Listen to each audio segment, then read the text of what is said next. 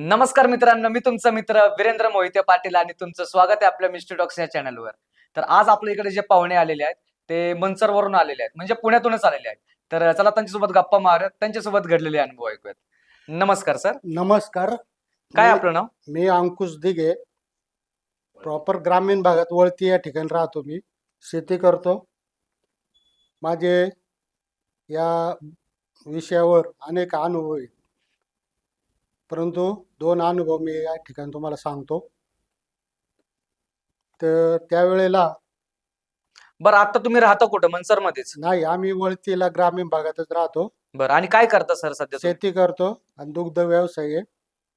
तर ज्यावेळी आम्ही मित्र असे शाळेचा पिरियड संपल्यानंतर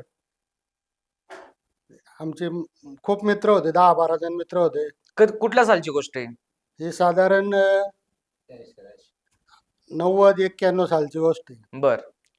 तर त्यावेळेला आम्हाला शाळा संपल्यानंतर दिवसभर शेतीची कामं करायची आणि रात्रीचं करमणूक म्हणून जे ग्रामीण भागात तमाशे असायचे, त्यांची आम्हाला खूप आवड यात्रेमध्ये लागली. असतात ते. यात्रेमध्ये खूप आवड निर्माण झालेली होती आणि ते बघण्यासाठी आम्ही रात्रीचं ग्रुप तयार करायचं. त्याच्यामध्ये मळ्यातली मुलं असायची भरपूर. बाबूराव जांभरे, शांताराम भोर, रमेश जाधव, खंडू जांभरे ही अशी मुलं असायची. आणि रात्रीचं मग सायकली असायच्या. त्यावेळेला मोटरसायकल कोणच्याकडेच नव्हती. मळ्यात एक मोजक्या 2-4 सायकली असायच्या. तर त्या सायकल घेऊन आम्ही काय करायचं, किती लांब तमाशा असो, 15 किलोमीटर, 20 किलोमीटर, पर 50 किलोमीटर आम्ही सायकलवर जायचं रात्रीचं. तर असंच एक दिवस निमगाव सावा या ठिकाणी ते पीर बाबाचा ओरूस असतो आणि ग्रामीण भागात यात्रा या शक्यतो अमावस्या, पौर्णिमा अशा वेळेलाच असायच्या. बरोबर. तर त्यावेळेला अमावस्या होती का काय होतं ते काही सांगता येणार नाही. पण आम्ही साधारण रात्रीचं 8-9 वाजता जमायचं मळ्यामध्ये बसतो आणि सगळे मिळून एका सायकलवर 2-2, 3-3 मुलं असे डबल सीट, टेबल सीट करून आम्ही जायचं. संध्याकाळी रात्रीचं 8-9 वाजताच्या पुढं जेवायचं. त्यांना आधा पायी जेवलं नाही जेवलं असंच. त्यावेळेस लाईट वगैरे असंही पण निघायचं. नसतील ना? लाईटी नव्हत्या. मग वस्तीवर लाईटी अजिबात रस्ते नव्हत्या. पण नसतील. रस्त्याने लाईटी नसायच्या. तर तो रस्ता असा डोंगराच्या याच्यातून जातो. पहिलं फॉरेस्ट लागतं काही. त्या फॉरेस्टामधून आम्ही कशा तर त्या अंधारात सायकली करत करत त्या निमगावपर्यंत तमाशाला गेलो. तर सुरुवातीला थोडं इकडं तिकडं हिंडायचं पिंडायचं. काही कोणच्याकडे 2 रुपये असले तर कोण भेळ खाणार, काय करणार. काहींकडे नसले तर ते आपले असेच फिरणार, नुसतं मजा बघत. ते पाळणे बिळणे असायचे, थोडी मजा बघायची. त्याच्यानंतर तमाशा चालू व्हायचा. साधारण 11-11:30च्या दरम्यान तमाशा चालू व्हायचा. तर असंच त्यावेळेला तमाशा चालू झाला. आम्ही सर्व मुलं तमाशा बघत बसलो. पण तमाशा ऐन रंगात आलेला असताना गणगवळण संपून डिस्कोची गाणी चालू झालेली असायची. आणि त्यावेळेला अशी घटना घडली की माझ्याबरोबर माझा एक भाऊ होता, धाकला भाऊ होता. त्यांनी एका मुलासंग थोडी त्याची झाली बाचाबाची, मारामारी, भांडण झालं थोडक्यात. मग त्याने काय केलं, तो मुलगा उठून तिथून निघून गेला. पण शेजारी एक वयस्कर मनुष्य बसला होता. त्याने सांगितलं, हे आता पटाडीतली तो मुलगा पटाडीतला होता, तो आता तिकडे जाईल, मुलं गोळा करेल आणि तो परत घेऊन येईल, तुम्हाला मारेल. तुम्ही आता इथून निघा. आता मला थोडा प्रश्न पडला, इथं थांबावा तमाशा बघा. तो त्याने आज शोधून आपल्याला परत मारलं. त्याच्यापेक्षा आपण सगळी मुलं गोळा करू, सगळ्यांच्या सायकली घेऊ आणि आपलं घरी जाऊ. तर साधारण त्यावेळेला 12-12:30चा टाईम झालेला असेल. तर आम्ही काय केलं, पुन्हा गावाक त्या मंदिर पिरापासून गावाक रस्ता होता जायला, तर तिकडे जाण्यापेक्षा म्हणलं आपलं मधून सगळं इकडे डांबरीला लागावा आणि घरी जावा. या हिशोबाने आम्ही एकामागे एक ते एकदम छोटा रस्ता होता. ते काय साहेब त्याच्यावर बसून चालतं नव्हतं. आम्ही आपल्या सायकली ढकलीत त्या रस्त्याने गेलो. पाऊलवाटेसारखा रस्ता होता. तर समोर गेलो तर त्या ठिकाणी एक बंगला होता आणि त्या बंगल्याच्या वाट्याच्या साईडला असं कठाडा होतं. आपलं गॅलरी असते ना, असं गॅलरी सारखी त्या वाट्याला कठाडा होता. आणि त्या कठाड्यापर्यंत सायकल गेली, पुढे रस्ता बंद होता. पुढे काही सायकल जायला जागा नव्हती, म्हणून मी तिथंच थांबलो. तर त्या कठाड्यावर एक बाई दिसली, पांढऱ्या सफेद साडीमधली बाई दिसली. आणि ती बाहेर दरवाजा उघडून आलेला आवाज दरवाजाचा आला नाही, ती बाहेरून येताना दिसली नाही. ती डायरेक्ट मला त्या कठाड्यावर हात टेकून अशी उभी राहिलेली दिसली. सफेद साडी होती, मध्यम वयाची बाई होती, तब्येतीनं पण जरा चांगलीच होती, मजबूत. मग ती डायरेक्ट माझ्यासंग बोलायला सुरुवात केली तिनं. मला माहीत कल्पना नाही आता ही बाई कोण आहे काय आहे. बोलायला सुरुवात केली. म्हणली तुम्ही इकडं कुठं? म्हणलं असं असं प्रकार झालाय, आम्हाला घरी जायचे आणि हा रस्ता तिकडं काठीच्या मळ्यात जातोय, पुढं काय डांबरी सडक लागेल आणि तिथून आम्ही मग घरी जाऊ. तर ती बाई व्यवस्थित बोलली, तिचा आवाज बिवाज काय वेगळा नव्हता, नॉर्मल. चेहरा? लीड चेहरा अजिबात दिसत नव्हता, फक्त साडी. पण बाईची हाईट बीट सगळं दिसत होतं, चेहरा नव्हता, हात दिसत नव्हते, पाय दिसत नव्हते. काय अंधारामुळं? हा, अंधारच होता ना, फक्त साडी दिसत होती. आणि तिची हे नव्हती दिसत, बाई दिसत होती. चेहरा दिसत होता फक्त असा कसा थोडा गोरा पण सफेद असा. चेहरा तिचा स्पष्ट दिसत नव्हता, पण साधारण गोरापान चेहरा असावा. पण नुसता प्लेन चेहरा होता, त्याला असे डोळे नाक वगैरे हे काहीच दिसत नव्हतं. आणि खूप असा अंधार होता, असातला प्रकार नाही. चंद्राचा थोडासा प्रकाश असावा, थोडाफार डार्क डार्क, जास्त डार्क अंधार नव्हता. साधारण ती पण तिचं आणि माझं अंतर फक्त एक 15-20 फुटाचं अंतर होतं. अच्छा. इतक्या जवळ होती ती, लांब पण नव्हती. ती माझ्या संग बोलली चांगली. मला म्हणली इथून माग जा सरळ गावामध्ये, आणि गावामधून तुम्हाला मग गावात गेल्यावर डांब रस्ता लागेल, त्या रस्त्याने मागे जा तुम्ही. मग आम्ही तिथून सायकल फिरवल्या आणि माग पुन्हा त्या रोडने माग वळालो आणि गावात आलो. गावातून त्या सडकने पुन्हा आम्ही घराकडे निघालो. तर माझ्याबरोबर जे पाठीमागे मुलं होती, म्हणजे 10-15 मुलं होती, त्याला त्या मुलांना मी विचारलं, ती बाई पाहिली का तुम्ही? तिच्या संग बोललं, मी बोललो तिच्या संग. म्हणले तू एकलाच बोलत होता, आम्हाला बाकीचा काही आवाज येत नव्हता, कोण दिसतही नव्हतं, तू एकलाच बोलला आणि तूच मागे फिरला. म्हणजे ती फक्त मलाच दिसली, ती बाकीच्या कोणालाच दिसली नाही. हा झाला पहिला प्रसंग. मग पुढं काय झालं? मग तिथून निघून गेल्यानंतर काय झालं पुढं? तिथून मला अनेक वेळा असं भूत दिसली, हम्म. मी बघितली, मी अनुभवली. पण मला शक्यतो मला कधी त्रास झाला नाही किंवा आजारी पडलो नाही. पण बर. बाकीचे जे काही काही मुलं होती, ते घरी जाऊन बरोबर त्यांना ताप यायचा भयंकर, ते 2 दिवस झोपून राहायची. त्यावेळेला एवढे डॉक्टर वगैरे नसायचे. हो. असंच हे करायचं, कोणाला तरी दाखवायचं, कोणाला तरी बघायला आणायचं. मग त्यांना दाखवले होते, करायचे थोडं आपलं काहीतरी उत्तरा बितऱ्याचं, आणि मग त्याच्यावर व्हायचे क्लिअर, अशा प्रकारे. मग तो हा जो प्रसंग घडला होता तुमच्या बरोबर, हा तुम्ही सांगितला पुन्हा घराला वगैरे, काय घरात मी सांगितलं? आतापर्यंत अनेक जवळची जे मंडळी आहेत, त्याला अनेक जणांना मी हा प्रकार सांगितलेला आहे आणि ही स्टोरी सांगितलेली. बरं, घरच्यांना सांगितलं होतं का? घरच्यांना मग सांगितलं. घरच्यांचं काय म्हणणं होतं? ते म्हणले ते म्हणायचे तुम्हालाच बरे दिसत आहे भूत.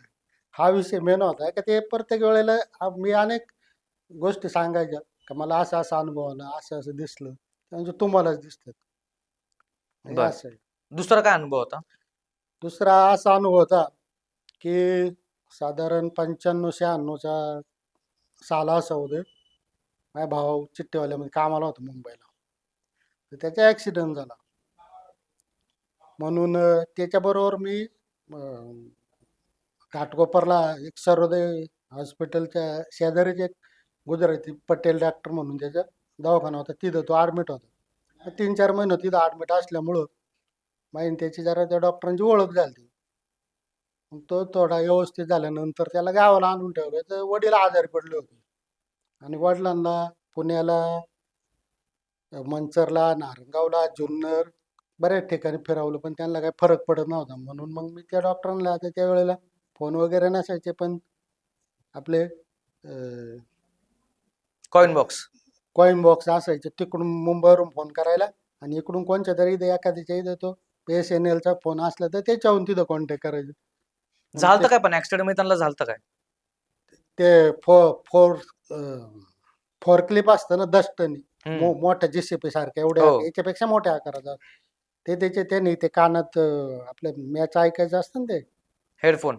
हेडफोन घातलेलं, आणि ते त्यावेळेला असे ते फोन टेप रेकॉर्ड सारखे रेडिओ होते छोटे, हो, छोटे. ते खिशात ठेवायचे, आणि ते मग ते मॅच चालू होती, त्याला मॅचची आवड होती, आणि तो मॅच ऐकत वतन त्याचे माप घेत होते ते घंटेची गोदीमध्ये, इकडे उरणला नावाशिवाला. आणि त्यांनी ते मागून ते आलेलं बघितलंच नाही, ते फॉरक्लिप दष्टने ते डायरेक्ट याच्या अंगावरून गेलं. पण बापरे. त्याची तब्येत एकदम भक्कम होती, एकदम जाड होता असं, आणि त्याच्या अंगावर जीनचे कपडे होते, पॅन्ट वगैरे, बूट एवढ्याले असे मोठे जाड जाड बूट होते, त्याच्यामुळे त्याला लई लागलं नाही. त्याला घासलं, एक साईड पूर्ण घासून गेली, एक पायच्या चॅम्बरला बुट्ट तुटून, चॅम्बरला ही जीनची पॅन्ट तुटून, तो असं टायर खाली जाण्यापेक्षा टायरने असा तो घासीत नेला खाली, असं तो कोबा केलेलं गोदीत मध्ये असतं ना सपाट, त्याच्यावर घासीत नेल्यामुळं त्याला पूर्ण एक बाजून त्याची लघवीची नळी आतल्या आत तुटली.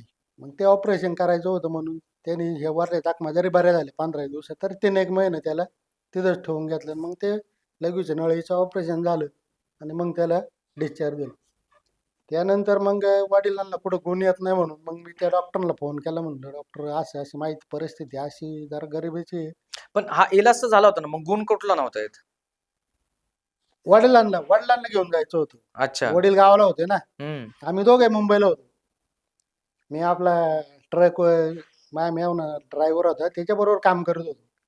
त्याच्याबरोबर जायचं, कुठं कंपनी माल भरायचा, खाली करायचा, ते आपलं किती घेतलंय ते कागदपत्र वगैरे घ्यायचे, कुठं खाली करायचं ते, आणि दुसऱ्या अनेक गाड्या होत्या, त्या ड्रायव्हरांसंग कधी कधी जावं लागायचं. एक मग अशा वेळेला तर भाऊ नीट केला, घरी आलो त्याला घेऊन, तर वडील आजारी होते, त्यांना गुण येत नव्हतं बऱ्याच ठिकाणी. त्यांना एक पाठीचं मणक्याच्या आजारासारखा आजार होता, आणि एक पाय असा वाळत चालला होता, एकच पाय. एकच पाय वाळत चालला होता. आणि त्याला खूप ते तपासण्या केल्या, इथं पिंपरी चिंचवडला, पुण्याला, चाकणला, नारायणगाव, जुन्नर वगैरे सगळे एक्सरे MRI वगैरे सगळं केलं. ठाण्याला काही दिवस बघितलं, पण ते काही जमा नाही. म्हणून मग त्या जो भाऊ ज्या डॉक्टरांका होता, त्याच्या थोडी ओळख निर्माण झाल्यामुळे मी त्यांना फोन केला, बा असं असं वडिलांना प्रॉब्लेम, घेऊन येऊ का? म्हणलं ये घेऊन. ते नेलं, एक 7 दिवस ठेवलं, ते 7-8 हजार रुपये बिल झालं. तर आमची परिस्थितीच नव्हती आता एवढं खर्च करायची राहिली. पहिली परिस्थिती चांगली होती, आम्ही गाडा वगैरे दामटायचो, आमच्याकडे 9-10 बैल होती गाड्याची, गाडा दामटायचो. वडील दूध बीज जास्त होतं, वडील असे घरा बिरं बांधायचे, कामं करायचे, पैसे होते आमच्याकडे, पण ते आजारामुळे याच्यात संपले सगळे. संपल्यानंतर आम्ही काय केलं, त्या डॉक्टरांच्या सल्ल्याने तिथं नेलं. 7 दिवस ते बघितलं, त्यांना विचारलं, म्हणलं माझ्याकडे पैसे नाहीत, आता काय करते? म्हणले तू असं कर, यांना सायनला घेऊन जा, आणि मी तुला चिठ्ठी देतो, माझ्या ओळखीचे तिथं डॉक्टर आहे. त्यांनी चिठ्ठी घेतली त्यांची, आणि मी त्यांना त्यावेळेला ते असं काय असायचं ना, कुर्ल्याच्या पुढं रिक्षा जात नाही किंवा असं काय, मग ते टॅक्सी बघून टॅक्सीमध्ये घेऊन गेलो. नेल्यानंतर बरेच दिवस तिथं पण काही काय गुण येत नव्हता.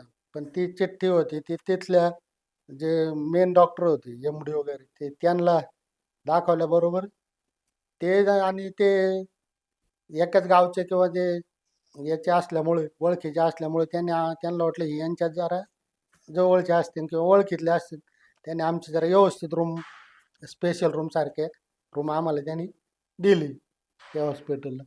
पण ती पश्चिमेच्या एका साईडला कोपऱ्यात होती एकदम, आणि लांबच्या लांब मोठी बिल्डिंग ती, आणि दुसऱ्या माळ्यावरती रूम होती, आणि त्याच्या पुढल्या समोर असं एक बिल्डिंगचं असं दादर सारखं होतं, ते खूप रुंद होतं, असं 20-1 फूट रुंद होतं. आणि त्यावेळेला बरंच 10-15 दिवस मी आपल्या रस्त्यावर होतो, वडापाव खायचा, त्यावेळेला डबा बिबाची काय सोय नव्हती, कोण नव्हतं जवळपास तिथं, आणि थांबायच्या वडिलांपाशी. एवढंच का आता खाजगीतून काढल्यामुळे तिथं काही जास्त खर्च बिर्च नव्हता आपलं, फक्त खायचे बियचे 4-2 रुपये लागायचे दिवसभरात तेवढेच. एक दिवस काय रात्रीचा असा प्रकार झाला. आता आम्ही झोपलो होतो. झोपायला काही आतमध्ये जागा नसायची. त्या दादरलाच पेशंटचे जे नातेवाईक असतील ते तिथं झोपलेले असायचे. मग काही आशे झोपलेले असायचे, काही भिंतीच्या कडेला असे झोपलेले असायचे आडवे तिडवे. साधारण त्या याच्यामध्ये पूर्ण जवळजवळ 50 एक नातेवाईक रात्रीचे ते झोपलेलेच असायचे. मी पण त्यांच्या बाजूला, पण मी फार पश्चिमेच्या बाजूला कडे. ते खूप लांब अशी बिल्डिंग होती, साधारण जवळजवळ 1500 एक फुटाची बिल्डिंग असेल लांब. आणि त्या दुसऱ्या माळ्याहून खाली उतरायला असा एक जिना होता. ओपन बाहेरल्या साईडला जिना होता तो. आणि तो पण असं खूप रुंद आणि खूप उंच होता. 100-150 फूट उंच आणि 20-25 फूट असा रुंद असेल. तर एक दिवस झोपलो असताना जे पांघरून घ्यायचं जे कवर असतो आपल्या बेडशीट सारखाच कवर होता, ते काही त्याला चादर आहे म्हणता नाही. बरोबर. एक साधा कवर होता, पातळ एकदम. पातळ होता, पण गरम होत होता म्हणून मी त्याची घडी केली आणि ते उश्याला घेतली उशीसारखी आणि झोपलो. मला चांगली झोप लागली. आणि रात्रीच्या ज्या वेळेला थोडी थंडी वाजायला लागली किंवा आणि मच्छर चावायला लागला, म्हणलं आता थोडं पांघरून घ्यावं म्हणून मी ते काढायला गेलो. तर मला कधी सापडले नाही उशाखाली. म्हणून मग आता म्हणलं ते मला ते जे हिरवे पट्टे होते, हिरवे आणि सफेद पट्टे होते त्या बेडशीटचे, मग ते लक्षात होतं. म्हणलं मग एवढे मी प्रत्येकाला बघत जातो म्हणलं कडेपर्यंत, मग ज्याच्या काय असन त्याचे वडून आणतो ज्याने पांघरून घेतले. म्हणलं कोणीतरी पांघरायलाच नेले असन ना, तो नेऊन येऊन काय तो रात्रीचं कुठं घेऊन जाणार चोरून.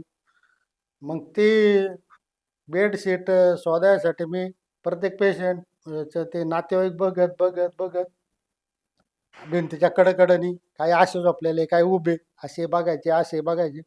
मी पूर्ण ह्याकडेला आलो, पश्चिमेकडून पूर्वेला आलो. पूर्वेला पुन्हा आता तो जिना आहे उतरायला. तो जिना पण खूप उंच आणि रुंद आहे. तर त्या जिन्याने मी खाली गेलो. मध्ये एक गेट आहे आणि त्या गेटच्या पुढं पण एक बिल्डिंग आहे आणि त्या बिल्डिंगच्या पुढं पार हॉस्पिटलच्या बाहेर निघायचं गेट आहे. तर त्या गेटपर्यंत गेलो तर ते बंद होतं बिल्डिंगच्या तिथलं. अंतर खूप होतं ते जिन्यापासून, ते पण अंतर 100 एक फुटाचं अंतर होतं. मग मी त्या गेटपर्यंत गेलो. तिकडे काय म्हणलं इकडं कोणी आहे का बघावं, कोण झोपले उठलेलं, कोण दिसलं नाही. मग काय केलं, परत मागं फिरलो. तर जिना चढायला सुरुवात करायची. तर आता जिना उंच असल्यामुळं माय तोंड ऑटोमॅटिक वर झालं. बरोबर. जिना चढायला सुरुवात केल्यावर तोंड वर झालं. तर वरल्या साईडनं एक मॉप आल्यासारखा दिसला मला 8-10 माणसांचा. तर त्याच्यामध्ये एक अतिशय उंच मनुष्य होता. साधारण मनुष्याची उंची फार फार उंच तर 7 फुटापर्यंत असते, पण हा मला कमीत कमी 10 ते 11 फुटा इतका उंच दिसला. अरे बापरे म्हणलं, इतका मनुष्य उंच असतो. आणि त्याला धरून त्याची तब्येत बिब्येत जरा भक्कमच होता. आणि त्याला धरून ह्या साईडनं 3-4 माणसं, ह्या साईडनं 3-4 माणसं धरून चालले अशी खाली उतरत. पण मला त्यांचे चपलाचे आवाज येत नव्हते, पायाचे बुटाचे आवाज येत नव्हतं, काहीच येत नव्हतं. फक्त ते खाली येतात हे मला दिसत होतं आणि येत होते ते खाली. मी पण थांबलो नाही. मी असं विचार करीत नाही थांबलो का असं एवढं उंच आणि हे खाली आला तर.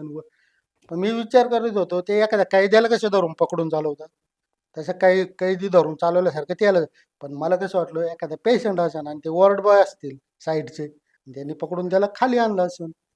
पण त्याला स्ट्रेचरवर आणतील किंवा व्हीलचेअरवर आणतील ना, त्याला चालू थोडं आणणार आहे. तर त्याला आले तोपर्यंत ते निम्म्या जिन्यावर येतोवर मी निम्म्या जिना चढून वर गेलो. आणि मी त्या मोठा मनुष्य होता ना, माझं लक्ष त्याच्याकडेच गेलं. कारण बाकीचे नॉर्मल आपल्यासारखीच माणसं होती, त्याच्यामुळे त्याला काही त्यांच्याकडे लक्ष द्यायचं कारणच नव्हतं. हा जो होता पुरा उंच दिप्पट आणि त्या यांचे कपडे आणि त्याचे कपडे सेमच होते. हिरवट कलरचे बोरके बोरके हिरवट कलरचे असे कपडे होते. पण त्याच्या कपड्याला कसे त्या जेलमधले कपड्याला पट्टे असतात ना असे उभे, हा. हे असे थोडेसे त्याला ते उभे होते. मला वाटलं हा कैदी असेल का म्हणलं काय तसं वाटत नाही. हॉस्पिटलला काय बरं आला असलं हॉस्पिटलला तर साईडला पोलीस वगैरे पाहिजे. पण ते सगळं वॉर्ड बॉय सारखे मग एकाच ड्रेस मधले का माणसं. त्याचाही ड्रेस सेम तसाच होता, फक्त त्याला 2 पट्टे होते. मग त्याच्या तोंडाकडे बघितलं, अरे बापरे, त्याला 3 डोळे होते. बापरे. 2 डोळे 2 साईडला आपले असतात तसे, पण चेहरा मनुष्याचे उंच असल्यामुळं आणि ते पडल्यामुळं चेहराच असा एवढा चेहरा, मोठा चेहरा एकदम. आणि जो तिसरा डोळा होता तो असा उभा डोळा, शंकराच्या डोळ्यासारखा आहे ना, उभा डोळा. आणि पूर्ण म्हणजे असा कसं जखम झाल्यासारखा असं लाल जरस असा डोळा. हे खाल्ले पण डोळे तसेच. आणि बाकीचं काही दिसतच नव्हतं. मी त्याच्याक बघितल्यानंतर थोडं मला घाबरल्यासारखं झालं. घाबरल्यासारखं मग मी खाली खाली बघितलं. मी बाकीचं त्या माणसांक बघायचं सोडून दिलं आणि जिना चढून वर गेलो. तर एक 9-10 पायऱ्या चढून गेलो. तोपर्यंत मला अशी शंका आली, की आता ते गेट बंद आहे. मग हे जातील कुठं? हे गेले कुठं? म्हणून मी 1-2 सेकंदात मागं वळून बघितलं, तर मला कोणीच दिसलं नाही. बापरे, म्हणजे नाही, सेकंदात गायब. सेकंदात गायब. तिथं नाही ते वॉप मॉप नाही, वॉर्ड बॉय नाही, तो हा आरोपी सारखा दिसणारा तो जो उंच पुरा तो माणूस होता तो नाही, कोणीच दिसलं नाही. मी तसंच गेलो, पण मला ते चैन पडायली.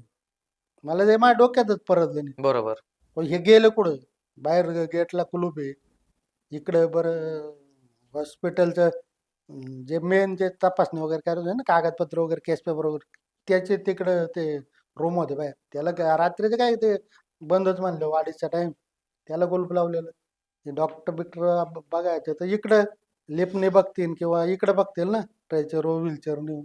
इकडे जिन्याकडे कशाला गेले? मला चैन पडानी. मी परत गेलो जिथं झोपलो होतो तिथं. तिथून त्यांना ते बघायसाठी परत रिटर्न आलो. त्यांना मी शोधायचा रात्रीचा 2:30 वाजता प्रयत्न केला, पण नाही दिसलं मला कोणी. कोणीच दिसलं नाही. बरं. मग तुम्ही चौकशी वगैरे केली का, की तो माणूस कोण होता, काय होता ते? नाही, चौकशी करायचा काही संबंध, कारण आता तिथं मी एकतर ग्रामीण भागातून पेशंट नेलेला. तिकडले बाकीचे काही कोणच्या ओळखी-पाळखी नाही आणि आम्हाला थोडं स्पेशल रूम सारखा रूम दिला होता. त्याच्यामुळं बाकीचे ओळखी-पाळखी व्हायचे काही कारण नव्हतं. कोणी एक नातेवाईक वगैरे भेटायला आले तर ते थोड्या वेळ यायचे आणि निघून जायचे. बरं. तर तिथं जे कामाला वगैरे होते आमच्या इथले ते हे 2 प्रसंग मी प्रत्यक्ष डोळ्यांनी बघितले. बरं. तर हे होते तुमचे अनुभव. हा.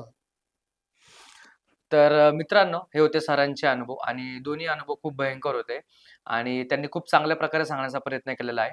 आणि तुम्हाला जर यायचं असेल आपल्या पॉडकास्टवर, तर Google फॉर्मची लिंक आपण दरवेळेस कमेंटमध्ये देतोच, ह्यावेळेसही दिलेली आहे. नक्की तुम्ही ती Google फॉर्मची लिंक भरा आणि आम्हाला तुम्ही जॉइन होऊ शकता. आणि सरांसारखंच तुम्ही तुमचे अनुभवही तुमच्या लोकांपर्यंत आणि आपल्या मिस्टर डॉगच्या फॅमिलीपर्यंत पोहोचवू शकता. तर चला आता आज आपण इकडंच थांबूयात. धन्यवाद. जय हिंद, जय महाराष्ट्र.